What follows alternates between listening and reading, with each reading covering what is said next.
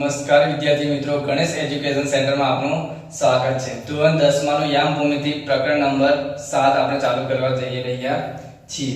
એમાં પ્રશ્ન પહેલો છે, એમાં પહેલો દાખલો 3 જે દાખલા છે એમાં એક જ સૂત્રની મદદથી આપણે ત્રણેય દાખલા સોલ્વ કરવાના છે। એમાં અંતર સૂત્ર લગાવવાનું છે, વર્ગમૂળમાં x2 - x1 નો વર્ગ પ્લસ y2 - y1 નો વર્ગ।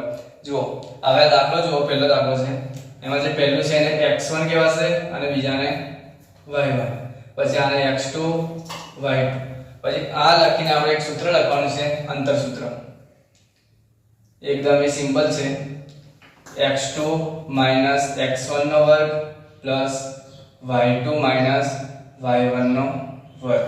જો જ્યાં x2 દેખાય છે ત્યાં 4 લખવાના છે, x1 દેખાય છે ત્યાં 2 લખવાના છે, જેવું માંગે તેવું લખવાનું છે, બરાબર। વર્ગમૂળ બરાબર કરી દેવાનું, x2 ની જગ્યાએ કૌંસમાં 4 માઈનસ જગ્યાએ માઈનસ લખવું, x1 2 વર્ગ પ્લસ y2 જે છે 1 માઈનસ ની જગ્યાએ માઈનસ લખશું, y1 કેટલા છે 3 છે, બરાબર, એનો વર્ગ।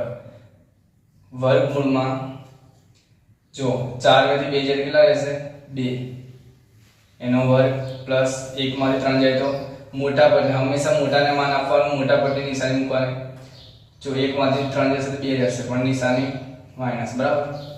અહીંયા જો હવે વર્ગમાં 2 નો વર્ગ કેટલો થશે, આવી રીતના એનો વર્ગ 2 ગુણ્યા 2 બરાબર કેટલા થાય 4, એવી રીતના લખવાનું દરેક દાખલામાં।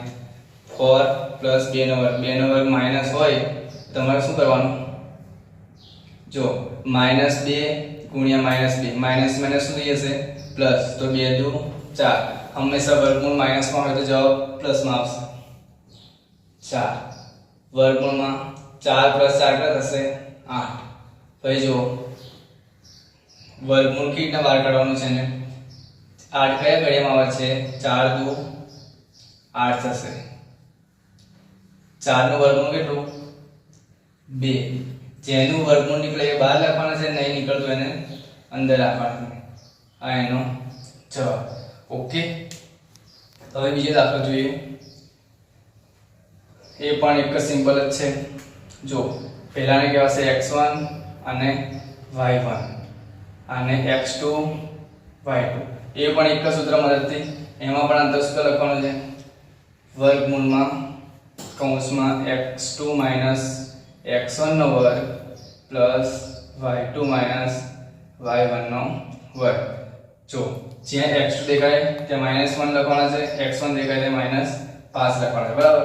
જો વર્ગમૂળ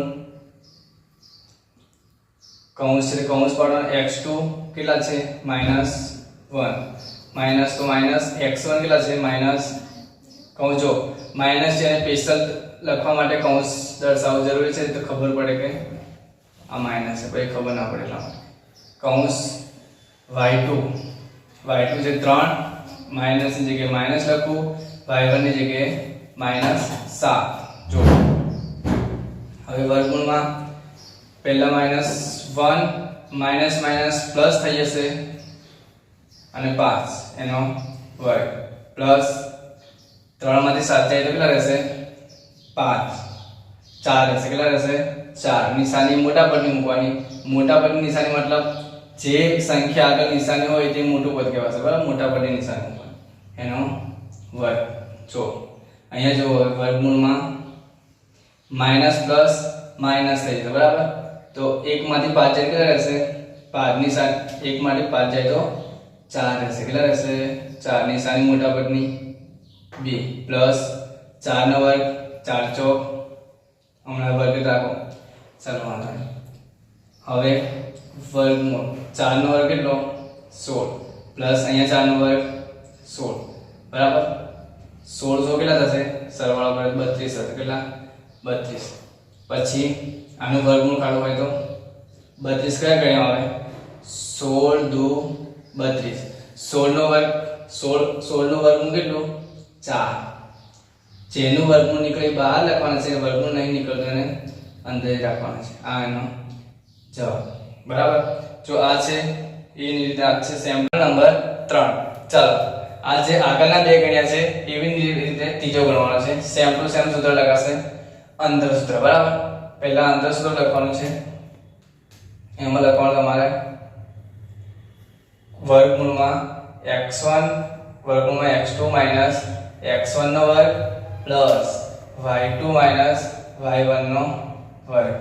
ઓકે, એમાં તમારે કરવાનું છે, જો પહેલું છે એને x1 કહેવાશે અને બીજાને y1, અને આને x2 અને આને y2. ઓકે, 1 1 2 2 એવી રીતના યાદ રાખવાનું છે. હવે આપણે દાખલો ચાલુ કરીએ. વર્ગમૂળમાં જો x2 દેખાય છે, ત્યાં x2 ની કિંમત મૂકવાની. x2 કેટલા છે? Minus a. અહીંયા માઈનસ જગ્યાએ માઈનસ લખવાનું, x1 ની જગ્યાએ કેટલા છે? 1, તો 1 એનો આખા કૌંસનો વર્ગ પ્લસ y2 કેટલા છે? માઈનસ 2, અને નિશાની સૂત્રની છે માઈનસ. માઈનસ y1 કેટલા છે? y1 b છે, તો આખા કૌંસનો વર્ગ. બરાબર, હવે જો માઈનસ માઈનસ શું થશે? પ્લસ, એટલે 2. જો માઈનસ માઈનસ પ્લસ એ સંખ્યા પ્લસ કરવાની. આ સંખ્યા કહેવાશે. એ કેટલા થશે? 2a થશે. કેટલા? 2a. અને આ વર્ગ તો એવો ને એવો થશે. માઈનસ માઈનસ શું થશે? પ્લસ 2b થશે. કેટલા? 2b. માઈનસ માઈનસ પ્લસ એ સંખ્યા પ્લસ કરવાની. હવે જો અહીંયા 2 છે, અહીંયા 2 છે. જે 2 છે એ કોમન કરવાના. શું કરવાનું છે? કોમન. અહીંયા 2, જો 2 કોમન કાઢવાના. a અંદર a નો વર્ગ પ્લસ b નો વર્ગ. આ એનો આન્સર.